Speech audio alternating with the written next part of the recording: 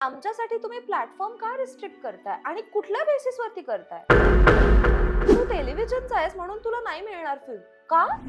Actor आहे ना यार. हे असं डिफरन्शिएट होतच का? वाय?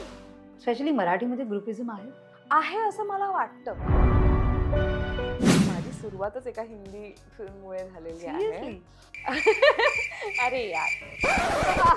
आणि त्याच्यात राणी मुखर्जी आणि सचिन कुंडलकर वगैरे हे सगळेजण होते. 90च्या दशकातली मराठी इंडस्ट्री एका शब्दात फन. आणि आत्ताची मराठी इंडस्ट्री इंटेन्स. तेव्हा मला युनिब्रोज होते. सरांनी पहिला क्वेश्चन केला होता की तू आयब्रोज करशील ना ग? मी म्हणलं हो करते, मला काही प्रॉब्लेम नाही. मी पहिल्यांदा प्रेमात पडले हे मला माझ्या आई बाबांनी सांगितलं की मधुरा तू प्रेमात पडली. मी पहिल्यांदा डेटवर जात होते तेव्हा माझी आई जास्त एक्साइटेड होती. ती गोड माझी पोरगी पहिल्यांदा प्रेमात पडली वगैरे वगैरे. अशी कोणती आई म्हणते? आमच्या आईने ते फटके दिले आम्हाला.